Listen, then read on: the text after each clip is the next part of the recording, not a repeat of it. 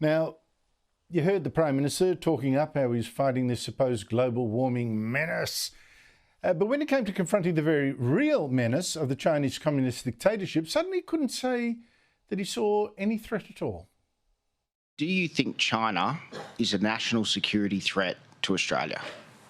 I think that our engagement with the region and the world needs to be diplomatic, needs to be mature, and needs to avoid attempts to simplify what are a complex set of relationships. And Australian journalists should do the same. But does that mean China is a potential military threat to Australia? We have strategic competition in the region. Let me show you something truly crazy. It's a brilliant example of what you do get from a defence force when it's headed by a Prime Minister like that.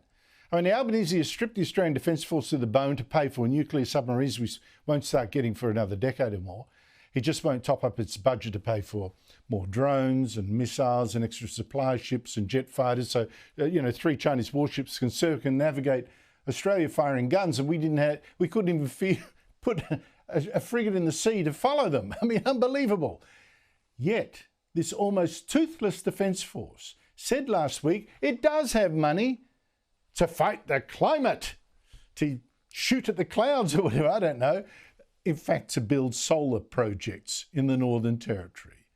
Here's Albanese's Assistant Minister for Defence, Matt Canavan, opening the new solar farm at the RAAF base Darwin, with the ADF boasting that Defence is taking practical measures to respond to climate change risks and enhance Defence's energy resilience, if only it had the resilience to shoot down missiles. Celia Perkins, who's actually a very senior Defence official, actually called its Chief Sustainability Officer, of all things. I mean, that's going to scare China. Oh, we can't attack Australia. It's got a Chief Sustainability Officer. She says Defence is thinking and acting differently to achieve the government's emissions reduction targets. Joining me is our Tuesday regular, National Senator Matt Canavan, the former Resources Minister. Matt Canavan, I mean, that is just beyond parody. Our military doesn't have the money for more drones, but it does for solar panels, under a Prime Minister that today couldn't even bring himself to say that China was a potential military threat. Does this strike you as insane? Well, it's not just insane, Andrew, it's self-defeating for our own nation. Our Defence Force should be focused on one ultimate aim, and that is, in the name of its own organisation, to defend Australia. Its job is not to change the temperature of the globe.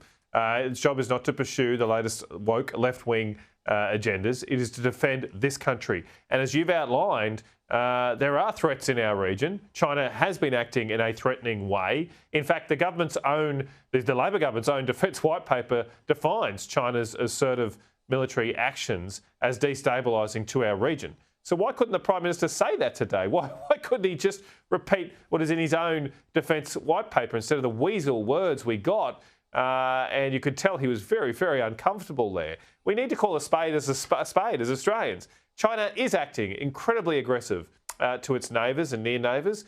It's circumnavigated our own continent without warning. It's conducted live fire exercises under a flight path, a civilian flight path between Australia and New Zealand. Why can't the Prime Minister call this out? And why isn't this government giving direction to our Defence Force, say, look, your job is to defend our country. Your job is to spend the limited defence budget we have. It should be more, but the limited defence budget we have on those issues. Instead, we have it spending on these completely trivial matters to the defence of our nation that aren't going to make the difference to the environment, but are distracting our Defence Forces from their key role. It's just, like I said, beyond parody. It is the parody. It's a joke on Australia. Just an update on the Chinese threat you mentioned. I mean, only this morning, Taiwan's Defence Ministry reported that China sent 14 warplanes and 6 naval vessels to go threaten Taiwan or practice cutting it off from the rest of the world. The Chinese planes crossed 14 times over the median line dividing those two countries to test Taiwan's reaction. It's just extraordinary. But on the whole, what did you make of the Prime Minister's speech today? Look, I don't think he got out of first gear, Andrew. Most of the speech simply was a rehash of what he said at the election. And we do face these major issues. You've highlighted one in the geopolitical sense, the military sense. We have still an economic crisis in this country, with economic growth being so small, so small in fact that we've had 8 of the last 9 quarters where per person incomes in Australia have gone down. There was no response to that. The only thing he did announce was a meeting, another meeting to have on productivity. He didn't mention the fact that in his first term as Prime Minister, we saw a more than 5% fall in productivity. There's never been a reduction like that over a 3-year period of any kind in recorded Australian economic history. The Prime Minister had no response to that in his first term. He's now calling a meeting, but I don't even think he's diagnosing the problems correctly here, Andrew. Where productivity has really fallen is particularly in our energy sector, our mining sectors. And his speech was all, let's just keep going. Let's keep going and doubling down on the hydrogen failures that you've outlined, the renewable energy failures that he's continuing to preside over. We're not going to fix the productivity issue we've got in this country unless we properly diagnose what has gone wrong to get us in this position. Yeah, let me just call up a graphic that makes exactly the point you've just pointed out. In fact, I think your handwriting is on this. That productivity has in fact dropped like a stone since Albanese was first elected. It's just incredible. Look at that. He gets elected and it drops nearly 6%, which it just hasn't happened for decades and decades. Do you think he's serious when he says, oh, look, let's have this productivity roundtable? I'll hear, suggestions from business leaders, when in fact he ambushed them at their first meeting with business leaders, a roundtable at the start of his last term, and really, just rammed through all these pro-union laws, etc., etc. Isn't that the real issue? Is he promising to actually pull back those crony union kind of laws and restrictions and start approving more projects, particularly in mining and energy? Well, look, for all our sakes, I hope he is. I mean, I do generally hope that he gets serious on fixing up the bottlenecks that are in our economy. I think the Australian economy is in a very dire state right now. We've seen very lacklustre private investment figures in the last few months. I've mentioned the fact that we've been going backwards in per person terms. The only reason we've had some economic growth over the last few years is because we've been importing massive amounts of people from overseas, and the government's been spending heaps of money, which is unsustainable.